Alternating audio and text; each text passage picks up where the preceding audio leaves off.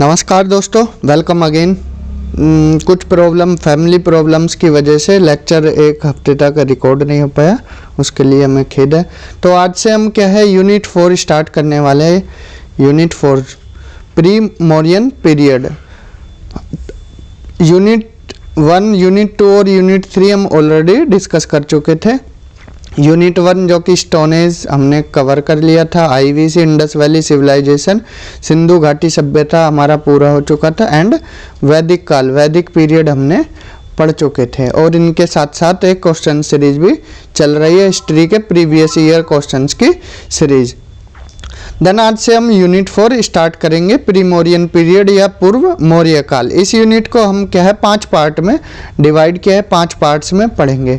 तो पहले इसके टॉपिक्स देख लेते हैं, क्या क्या इसमें हम पढ़ने वाले हैं। राइज ऑफ महाजनपदास, महाजनपदों का उदय कैसे हुआ ये सब बताएंगे आपको। इकोनॉमी, पॉलिटी, सोसाइटी कैसी थी महाजनपद काल के दौरान। देन इसके बाद हम factors for the rise of Magadh, Magadh के उदय के क्या क्या कारण थे, ये यूपीएससी मेंस में आ चुका है पेपर 1 में, यूपीएससी मेंस पेपर 1 में आ चुका है। और देन इसके बाद हम मूव करेंगे, ये लेक्चर 1 में हम ये तीनों टॉपिक देखेंगे। देन मूव करेंगे हम मगध डायनेस्टीज की तरफ। इसमें हम क्या है हरियक वंश, हरियंका वंश, शिशुनाग वंश एंड नंद वंश पढ़ेंगे। तो ये हमारा लेक्चर 2 में हो जाएगा। देन अलेक्जेंडर इन्वेजन, इसको हम अलग से करेंगे, तो ये हमारा पार्ट 3 में हो जाएगा। देन इसके बाद हम बुद्धिज्म, बौद्ध धर्म और जैन धर्म के बारे में पढ़ेंगे। तो ये इम्पोर्टेंट टॉपिक है दोनों, इनको अलग अलग लेक्चर्स में पढ़ेंगे। तो टोटल हमारा ये यूनिट 5 पार्ट में डिवाइड हो जाएगा। तो आज के लेक्चर में हम बेसिकली पढ़ने वाले क्या हैं, राइज ऑफ महाजनपदास, महाजनपदों का उदय। देन महाजनपदों के दौरान राजनीति, अर्थव्यवस्था और समाज कैसा था, and factors for the rise of mahajanapadas, ये सब देखने वाले हैं। क्लियर। तो आज से इसमें हम पूर्व मौर्य काल में देखते हैं कि कैसे इस काल की शुरुआत हुई। अगर इसका टाइम पीरियड देखा जाए तो टाइम पीरियड इसका 600 से 300 बीसी तक माना जाता है, ईसा पूर्व। 600 ईसा पूर्व से 300 ईसा पूर्व। अब इसके फैक्टर्स मतलब रीजन क्या थे, किन वजह से पूर्व मौर्य काल का उदय हुआ। देखिए हमने लेटर वैदिक जो उत्तर वैदिक काल था उसमें क्या है डिस्कवरी ऑफ आयरन पढ़ा था, आयरन की खोज, डिस्कवरी ऑफ आयरन। तो आयरन की खोज हो गई थी। अब आयरन की खोज हुई तो क्या हुआ, वेपन्स बनने लगे। वेपन्स किसकी हेल्प से, यूज्ड फॉर वेपन्स, ये हमने देखा था। तो औजार बनने लगे। अब औजार बनने लगे तो उससे क्या है, औजारों से जंगल कटने लगे, कटिंग फॉरेस्ट, जंगल कटे। तो उसके बाद क्या हुआ, जंगल कटे तो वहाँ लोग एग्रीकल्चर करने लगे, कृषि करने लगे। कृषि करने लगे तो कृषि का उत्पादन बढ़ा। अब कृषि का उत्पादन बढ़ेगा तो हमें क्या ज़रूरत पड़ेगी, हल के लिए बैल की, रिक्वायर्ड मोर ऑक्स। अब बैल की ज़रूरत पड़ेगी, जितने ज़्यादा बैल चाहिएंगे तो लोग क्या है हिंसा कम करेंगे, वायलेंस कम करेंगे, जानवरों को मारना कम करेंगे। पहले सैक्रिफाइस होते थे, जानवरों की बलि दिया जाता था, लेकिन अब क्या है जानवरों की हत्या कम होने लगी। तो यहाँ पर क्या है killing of animals, killing of animals, तो जानवरों की हत्या भी कम होने लगी। और यही किस में बताया था, बौद्ध धर्म और जैन धर्म में बताया था कि जानवरों को ना मारें। तो ये भी एक फैक्टर है। प्री मौर्यन को सेकंड अर्बनाइजेशन बोलते हैं, second urbanisation phase. First urbanisation कौन सा था, हमने बताया इंडस वैली सिविलाइजेशन था। पहला शहरीकरण सिंधु घाटी सभ्यता और दूसरा शहरीकरण हमारा प्री मौर्यन पीरियड, पूर्व मौर्य काल। तो अर्बनाइजेशन कैसे हुआ, देखिए एग्रीकल्चर में बूम, यहाँ एग्रीकल्चर बढ़ रही थी, एग्रीकल्चर में बूम हुआ, एग्रीकल्चर में बूम हुआ तो सरप्लस होगा, सीधी सी बात है, इकोनॉमी बढ़ेगी। सरप्लस होगा तो ट्रेड होगा, व्यापार होगा, वाणिज्य और व्यापार होगा। अब व्यापार होगा तो मार्केट भी बनेगी, मार्केट बनने लगी। क्योंकि जब ट्रेड करते हैं उसके लिए मार्केट भी तो चाहिए, एक ऐसा स्पेस जहाँ पे चीज़ों को खरीदा और बेचा जा सके, तो मार्केट बने। अब मार्केट बनेंगे तो शहर भी बनने लगे, क्योंकि जो मार्केट होती है उसके आसपास लोग रहने लगे। अब लोग रहने लगे तो शहरों का विकास होने लगा, और शहर डेवलप, सिटीज़ डेवलप हुई, तो ये क्या है, अर्बनाइजेशन हुआ। क्लियर? तो 2 पॉइंट ये हमारे क्लियर हुए। डिस्कवरी ऑफ आयरन, आयरन की खोज की वजह से वेपन्स बनने लगे, फॉरेस्ट कट करने लगे, अब स्पेस चाहिए, एग्रीकल्चर करने लगे, बैल चाहिए ज़्यादा से ज़्यादा, वायलेंस कम हुआ, एनिमल्स की हत्या कम होने लगी। इसको सेकेंड अर्बनाइजेशन फेज बोलते हैं। क्यों? एग्रीकल्चर जो था उसमें बूम हुआ, सरप्लस हुआ, देन ट्रेड बढ़ा, ट्रेड के लिए मार्केट चाहिए, मार्केट इस्टेब्लिश्ड हुई, शहर बनने लगे और अर्बनाइजेशन हुआ। क्लियर? थर्ड पॉइंट है हमारा, देखिए क्या था जो हमने वैदिक पीरियड पढ़ा, छोटी छोटी टेरिटरीज थी। टेरिटरी 1 कबीले थे ना, ट्राइब, एक कबीला ये, एक कबीला ये, एक कबीला ये, छोटे छोटे बहुत कबीले थे। तो ये कबीले क्या है, एक जगह मिल गए, मतलब एक जब कबीले मिले तो एक किंगडम बना लिया इन्होंने, किंगडम, देन इसके बाद टेरिटरी, और इन्हीं टेरिटरी को नाम दिया था किसका, जनपद का, जनपद। अब हमने बताया था कि जनपद से फिर क्या बने, महाजनपद बने, महाजनपद।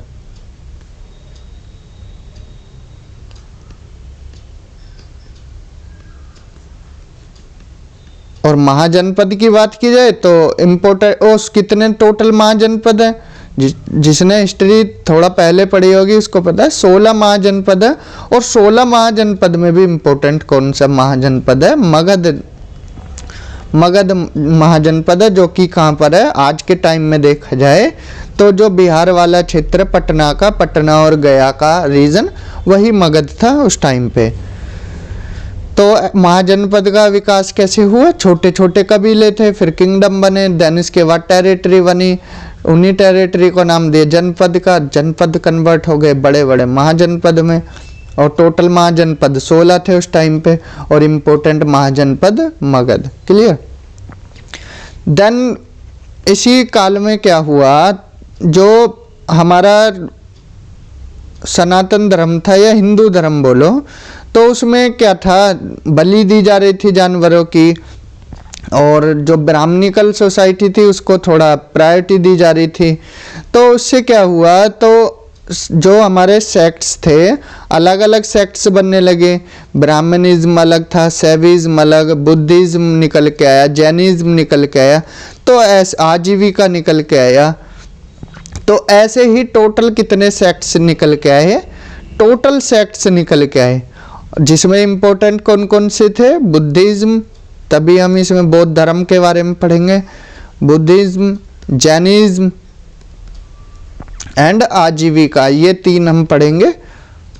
आजीविका, शैव धर्म में क्या था, वैष्णव धर्म में क्या था, इस्लाम धर्म में क्या था, क्रिश्चियन धर्म में क्या था, ये सब हम यहाँ पर पढ़ने वाले हैं। क्लियर? तो ये सब प्री मौर्यन पीरियड में हम पढ़ने वाले हैं।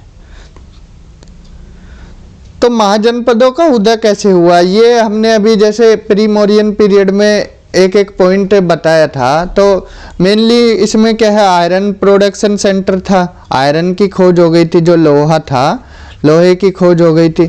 अब लोहे की खोज से क्या है, औजार बने, औजार बने, औजार से जंगल कटे, अब जंगल कटे तो कृषि होने लगी, वही फैक्टर है, कृषि हुई तो एग्रीकल्चर, फिर बूम हुआ, कृषि में बूम हुआ, कृषि क्या है, प्रोडक्शन इसका बढ़ा। अब ये बढ़ेगा तो लोग क्या है, इसके साथ साथ सेकेंडरी एक्टिविटी, द्वितीयक क्रियाएं जो होती हैं, जैसे कि ट्रेड एंड कॉमर्स, व्यापार और वाणिज्य, हिंदी मीडियम में भी इसीलिए बता रहे हैं क्योंकि उनको क्लियर हो जाए, दोनों लैंग्वेज को साथ लेकर चलना बहुत ज़रूरी है। तो व्यापार और वाणिज्य होने लगा, तो इससे क्या है, मंडियां बनने लगी, मंडियां, मार्केट। अब मार्केट बनने लगी तो वहाँ पर क्या है, छोटे छोटे शहर बनने लगे, शहर बनने लगे तो क्या है, शहरीकरण हुआ, शहरीकरण। तो इसी को क्या है, सेकंड शहरीकरण फेज बोलते हैं। अब शहरीकरण था, वहाँ पर क्या है, पॉलिटिकल एंटिटी लाइक जनपद, महाजनपद का उदय हुआ सॉरी। और जो हमारा अंगुत्तर निकाय है, अंगुत्तर निकाय, उसमें क्या है, 16 महाजनपद के बारे में बताया गया है कि 16 महाजनपद कौन कौन से थे। ये हम पढ़ चुके हैं। आयरन प्रोडक्शन सेंटर था, आयरन की हेल्प से फॉरेस्ट कट होने लगे, एग्रीकल्चर स्टार्ट होने लगी लार्ज नंबर पे, प्रोडक्शन बढ़ा, सेकेंडरी एक्टिविटीज़ का डेवलपमेंट हुआ, ट्रेड एंड कॉमर्स, व्यापार और वाणिज्य का, आर्ट एंड क्राफ्ट आदि का, मार्केट इस्टेब्लिश्ड होने लगे, इसी को सेकेंड अर्बनाइजेशन पीरियड बोला जाता है। सिटी क्या है, पॉलिटिकल एंटिटी बन गई लाइक जनपद, महाजनपद। और अंगुत्तर निकाय के अकॉर्डिंग कितने महाजनपद की बात की गई है, 16 महाजनपद की। आप इसको स्क्रीनशॉट लेके लिखना चाहो तो लिख सकते हो। तो वो 16 महाजनपद कौन कौन से थे, एक बार देख लेते हैं। 16 महाजनपद की बात की है तो हमने, तो देखिए 3 महाजनपद ऐसे थे जो आज का अगर प्रेजेंट ये वाला पार्ट देखें हम, तो मोस्टली क्या है, ये 16 महाजनपद में 13 महाजनपद तो इसी क्षेत्र में थे, थोड़ा इधर की तरफ। ये 13 महाजनपद तो इसी पट्टी पर थे, ये जो हमारा आज का नदन इंडिया है, मतलब जो प्लेन है, गंगा प्लेन है, तो यहाँ पर ही फैले हुए थे। 3 अलग अलग कौन से थे, कंबोज था एक, तो कंबोज, गंधार, तो ये 2 कहाँ थे, आज का प्रेजेंट अगर पाकिस्तान देखा जाए तो इस वाले क्षेत्र में। और असका, या इसको असमक भी बोलते हैं, तो ये क्या था, ये साउथ इंडिया की तरफ था, जो हमारा पेनिनसुलर प्लेटियो इस वाले रीजन में था। और बाकी 13 कहाँ थे, ये इस वाले पार्ट में थे जो आज गंगा प्लेन है। इसमें कौन कौन से थे, कुरु, सूरसेन, कुरु, सूरसेन, मत्स्य, अवंती, अवंती, चेदी, वत्स सॉरी, पांचाल, कौशल, कौशल जो कि भगवान राम से रिलेटेड है, मल्ल, काशी, मगध, वज्जी एंड अंग। ये हमारे टोटल 16 महाजनपद हैं। 1 2 4 7, हाँ 13 ये और 3 ये। तो आपसे क्वेश्चन बन जाते हैं कि कंबोज और गांधार कौन से क्षेत्र में थे, तो आप बता सकते हो उत्तरी पश्चिमी पार्ट में थे या प्रेजेंट पाकिस्तान में है। असमा के या साका कहाँ था, ये हमारा पेनिनसुलर प्लेटियो में था। और 13 ये इस गंगेटिक प्लेन में थे। तो इनको विस्तार से हम एक 1 बाय 1 देख लेते हैं कि किसकी राजधानी क्या थी और क्या इससे रिलेटेड एस्पेक्ट्स थे। तो एक बार इसको डिस्कस कर लेते हैं। तो मोस्ट इम्पोर्टेंट हमारा क्या था, मगध था। अगर मगध की बात की जाए तो ये आज का जो प्रेजेंट हमारा पटना वाला रीजन है, पटना और गया वाला क्षेत्र बिहार में, तो इस वाले एरिया में ये फैला हुआ था मगध। और इसकी राजधानी क्या थी, राजगिरी या राजगृह थी इसकी राजधानी। और जो हर्यक वंश था, हर्यंक का वंश यहाँ से ही स्टार्ट हुआ था, मगध से। तो हर्यक वंश ने ही शुरुआत की थी। तो ये जितनी भी डायनेस्टीज है हम इनको भी 1 बाय 1 देखेंगे। देन इसके बाद हमारा अंग आता है। अंग की कैपिटल क्या थी, चंपा थी। ये कौन से क्षेत्र में आता है, जो आज का भागलपुर मुंगेर वाला क्षेत्र है। भागलपुर मुंगेर ये कहाँ पर है, ये बिहार वाला क्षेत्र है। तो ये यहाँ फैला हुआ था। तो इसकी कैपिटल चंपा थी। यहाँ से ट्रेड होता था, जो हमारा साउथ ईस्ट एशिया है वहाँ पर, यहाँ से भागलपुर मुंगेर वाले क्षेत्र से या अंग से व्यापार होता था। देन हमारा कौशल है। इसकी कैपिटल क्या थी, श्रावस्ती या कुशावती। 2 कैपिटल, मतलब इसकी 2 कैपिटल थी, श्रावस्ती या कुशावती। तो जो किंग प्रसन्नजीत थे वो यहाँ पर क्या है, इन्होंने राज किया था। कौन सी जगह? कौशल। तो आज का टाइम देखा जाए, जो अयोध्या डिस्ट्रिक्ट है उत्तर प्रदेश का, अयोध्या या फैजाबाद डिस्ट्रिक्ट, प्रेजेंट में इसका नाम अयोध्या है, तो ये वाला क्षेत्र था उस टाइम पे। देन इसके बाद वज्जी है हमारा। वज्जी की कैपिटल क्या है? वैशाली है। यहाँ पे किसने शासन किया था? किंग चेतक ने यहाँ पर शासन किया था। ये कौन सा क्षेत्र है? जो मुजफ्फरपुर और दरभंगा वाला क्षेत्र है, मुजफ्फरपुर या और दरभंगा वाला क्षेत्र है। ये मुजफ्फरपुर और दरभंगा कहाँ पर है? ये बिहार वाला क्षेत्र है। देन इसके बाद हमारा मल्ल आता है। मल्ल, इसकी कैपिटल पावा या कुशीनारा थी। तो आज का जो हमारा ये देवरिया वाला क्षेत्र है यूपी का, तो यहाँ पर आता है ये वाला क्षेत्र, प्रेजेंट में देवरिया। और ये किससे रिलेटेड है? बुद्धिज्म से रिलेटेड है। देन इसके बाद हमारा काशी आता है। काशी, इसकी कैपिटल क्या थी? वाराणसी थी। तो ये हिंदू के लिए पवित्र स्थान है आज के टाइम में। यहाँ पर भी वाराणसी सबसे ज़्यादा पूजनीय है हिंदू धर्म में, तो वाराणसी के आसपास का ही क्षेत्र है। तो देन इसके बाद हमारा चेदी आता है। इसकी कैपिटल क्या है? चेदी की सुक्तिमती। यहाँ पर क्या है, किंग जो शिशुपाल थे, श्री कृष्ण के फुफेरे भाई, बुआ के बेटे, तो वो यहाँ के क्या थे, यहाँ पर उनका शासन था चेदी पर। देन इसके बाद हमारा वत्स आता है। वत्स की कैपिटल क्या थी? कौशाम्बी थी। इसमें यहाँ पर शासन किसने किया? उदयन ने यहाँ पर शासन किया था। देन इसके बाद कुरु, इसकी कैपिटल क्या थी? इंद्रप्रस्थ थी। ये महाभारत से रिलेटेड है। ये कुरु जो वंश था यहाँ से ही स्टार्ट हुआ, तो महाभारत से रिलेटेड है। कौरव पांडव जो थे इसी के लिए लड़ते थे, जो इंद्रप्रस्थ वाला रीजन है, कौरव और पांडव। देन इसके बाद पांचाल आ जाता है हमारा। इसकी कैपिटल अहिछत्र या कंपलिया थी। और जो कन्नौज सिटी है यूपी में, तो ये उस टाइम पर यहीं था। देन मत्स्य, इसकी कैपिटल क्या है? विराटनगर है। इसके फाउंडर कौन है? विराट हैं। विराट की बात की जाए तो अभिमन्यु जो था अर्जुन का बेटा, ये उनके ससुर थे, अभिमन्यु के ससुर विराट। तो देन इसके बाद सूरसेन आ जाता है। सूरसेन की कैपिटल क्या थी? मथुरा थी। और मथुरा श्री कृष्ण से रिलेटेड है, तो यहाँ पर किंग अवंतीपुर थे। देन इसके बाद अवंती आ जाता है। अवंती की कैपिटल क्या है? उज्जैन और माहेशमती। ये बाहुबली मूवी देखी होगी, उसमें माहेशमती का जिक्र आता है। और अवंती अगर याद करे जाए तो बाहुबली में जो तमन्ना थी उसका नाम भी अवंती ही था, अवंतिका। तो यहाँ पर किंग प्रोद्यत थे। देन इसके बाद ये तीन हैं, गांधार, कंबोज, असमक। तो गांधार और कंबोज की बात की जाए, ये हमारे नॉर्थ वेस्टर्न पार्ट में है, जो कि आज का प्रेजेंट पाकिस्तान है। तो यहाँ से क्वेश्चन बनने के चांसेस रहते हैं। गांधार की कैपिटल क्या? तक्षशिला। और कंबोज की कैपिटल क्या है? पुंछ। देन हमारा लास्ट वन है असमक। इसकी कैपिटल क्या है? पोटली। और ये एकमात्र महाजनपद है जो साउथ इंडिया में है, असका या असमक। क्लियर?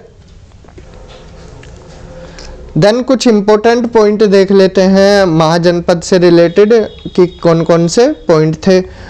सबसे पहले तो ये सेकंड अर्बनाइजेशन था, सेकंड शहरीकरण वाला फेज था, पहला पॉइंट तो ये। अब क्या है, इस फेज से NBPW फेज स्टार्ट हुआ, northern black polished where. Northern black polished where.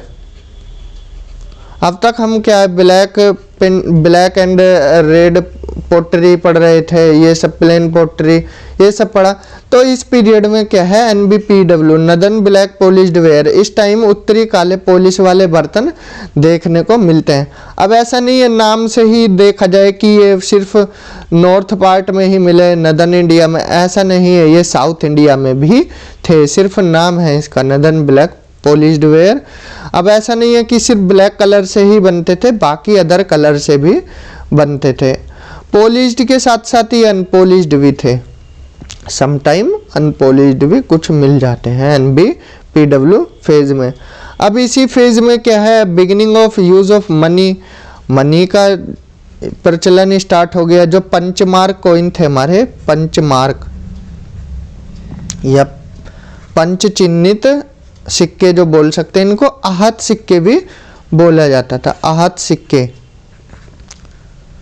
तो ये किससे बनते थे आहत सिक्के? जो हमारा चांदी था उससे बनते थे, चांदी के सिक्के। देखिए यहाँ कंफ्यूज मत होना, अगर क्वेश्चन बने चांदी के साक्ष्य सबसे पहले कहाँ मिले तो बताओगे इंडस वैली सिविलाइजेशन में।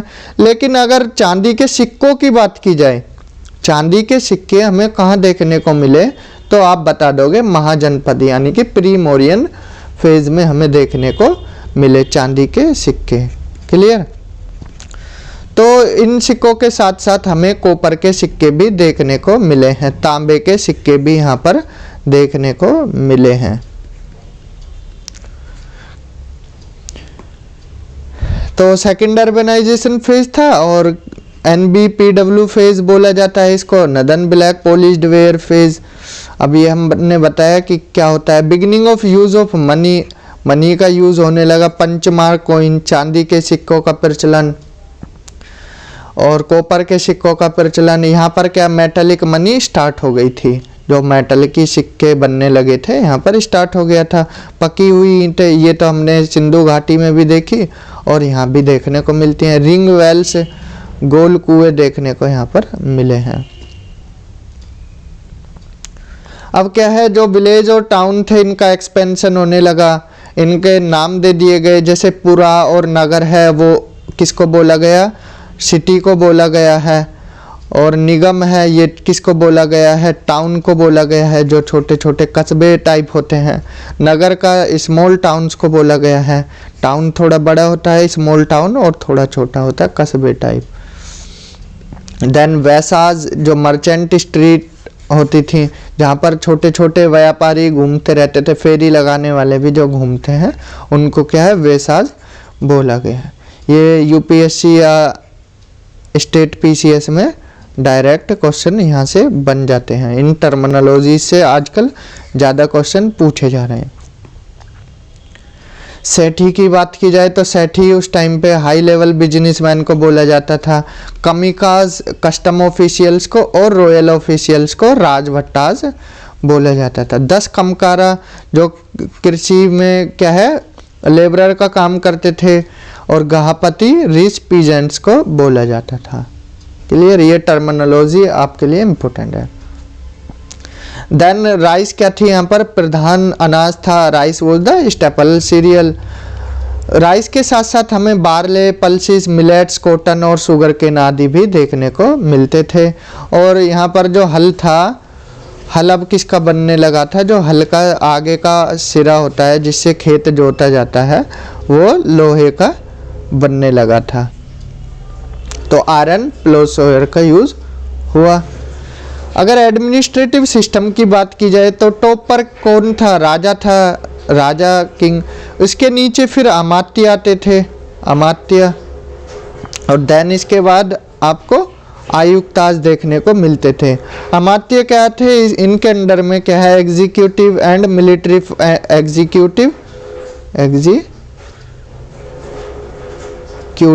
एग्जीक्यूटिव और एडमिनिस्ट्रेटिव जितने भी काम थे, जुडिशियल और मिलिट्री फंक्शन, ये सब कौन देखता था, ये सब अमात्य देखता था।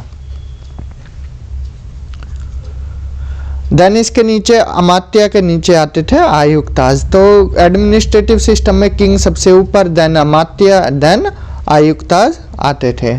अब जो हमने बलि टैक्स पढ़ा था वैदिक पीरियड में, जो दो फेज में था वैदिक पीरियड। अर्ली वैदिक में जो बलि टैक्स था वो वॉलेंट्री था, जिसका मन करे वो दे सकता था। लेकिन धीरे धीरे फिर क्या है वो परमानेंट कर दिया। तो यहाँ पर भी कंपलसरी टैक्स के रूप में बलि को कर दिया। बलि क्या था, जो हम कृषि करते थे एग्रीकल्चरल लैंड पर, जितना भी उसका प्रोड्यूस होता था तो उसका 1/6 हमें किसको देना पड़ता था, किंग को देना पड़ता था। सभा और समिति क्या थी, यहाँ तक आते आते डिसअपियर हो गई, ख़त्म हो गई थी। और ओरिजिन हुआ किसका, लीगल और जुडिशियल सिस्टम का। क्रिमिनल और सिविल लॉ किसके बेस्ड पर थे, मतलब जो सिविल एंड क्रिमिनल लॉज ये कास्ट सिस्टम के बेस पर थे। जो अपर कास्ट के थे उनको थोड़ा छूट मिल जाता था, और जो ऑल डिसेबिलिटीज़ होती थी किस पर इम्पोज होती थी, वो शूद्राज पर होती थी इस पीरियड में भी। पैट्रिलिनियल फैमिली थी, पितृ प्रधान जो हमारा समाज था उस टाइम भी पितृ प्रधान था। सोसाइटी 4 वर्ण में थी, वही ब्राह्मण, क्षत्रिय, वैश्य और शूद्र। तो हमने यहाँ पर क्या है 16 महाजनपद देखे। 16 महाजनपद में भी इम्पोर्टेंट कौन सा था, हम किसके बारे में बात करेंगे, सभी को ना पढ़कर हम मगध के बारे में पढ़ेंगे। तो देख लेते हैं मगध के उदय के कौन कौन से कारण थे, factors for the rise of Magadh. ये क्या है यूपीएससी मेंस में आंसर राइटिंग में पेपर 1 में ये आ चुका है। तो इसके क्या क्या रीजन थे मगध के राइज होने के। तो सबसे पहले क्या है, एडवांटेजियस ज्योग्राफिकल कंडीशन थी। जो अगर आज की ज्योग्राफिकल कंडीशन देखा जाए मगध की, मगध पहले तो बता दे कौन सा क्षेत्र है, पटना और गया वाला रीजन। प्रेजेंट टाइम में जो पटना और गया है बिहार में, वो वाला क्षेत्र है। तो अगर इस क्षेत्र को आप देखोगे तो ज्योग्राफिकल कंडीशन काफ़ी अच्छी है, स्ट्रेटेजिक लोकेशन भी अच्छी है मगध की। यहाँ पर नेचुरल मिनरल्स भी मिलते थे, जो कोयला वगैरह है, ये सब कहाँ, इसी क्षेत्र के आसपास मिलते हैं। आयरन और भी मिलता था यहाँ पर प्रचुर मात्रा में। इससे क्या है, जो आयरन वेपन्स थे वो बनाए जाते थे। अगर इसकी मगध की लोकेशन देखी जाए तो इंडो गंगेटिक प्लेन में, जो कि एक फर्टाइल प्लेन है। तो फर्टाइल प्लेन है, एग्रीकल्चर भी अच्छी होगी, तो इसीलिए इसके ये फैक्टर्स है। और लोकेशन देखा जाए तो मगध का यहाँ से ट्रेड रूट भी होता था ईजिली वे में। तीनों साइड से रिवर से घिरा हुआ है, जो हमारी गंगा रिवर है, कोसी रिवर है, ये जितनी भी रिवर हैं छोटी छोटी रिवर, और भी गंगा और कोसी, इनके अलावा और छोटी रिवर हैं, ये भी सब यहाँ से फ्लो होती हैं। नॉर्थ साइड से अगर ये आज का क्षेत्र पुराना हमारा मगध और आज का पटना गया को देखा जाए तो नॉर्थ साइड की तरफ इसके क्या था, हिमालय पर्वत था। यहाँ पर क्या है, एलिफेंट्स का यूज़ होता था। और जो हमारे एफिशिएंट रूलर्स थे, चंद्रगुप्त मौर्य, अशोक, इन्होंने भी इम्पोर्टेंट रोल प्लेड किया था। जो जब हम क्या है मौर्य वंश पढ़ेंगे तो उसमें इनका जिक्र आएगा, तो वहाँ पर डिटेल में देखेंगे। और मगध सोसाइटी थी, ये कैसी थी, अनऑर्थोडॉक्स थी, रूढ़िवादी नहीं थी। जो रूढ़िवादी सोसाइटी होती हैं वो नहीं थी, रूढ़िवादी कैरेक्टर था इनका। तो ये 10-11 फैक्टर्स थे इन्हीं फैक्टर्स की वजह से मगध का राइज हुआ। तो आज के लेक्चर में हमने बेसिकली क्या क्या पढ़ा, आज के लेक्चर में हमने देखा है कैसे महाजनपदों का उदय हुआ। देन इसके बाद हमने इकोनॉमी, पॉलिटी, सोसाइटी देखी महाजनपद की। फैक्टर्स कौन कौन से थे मगध के उदय के, 16 महाजनपद हमने डिटेल में पढ़े। तो आज के लेक्चर में इतना ही रहने देते हैं। अगले लेक्चर में हम क्या है मगध डायनेस्टीज, मगध वंश पढ़ेंगे, जिसमें हर्यक वंश, शिशुनाग वंश और नंद वंश पढ़ेंगे। तो आज के लेक्चर में इतना ही। Thank you, have a good day.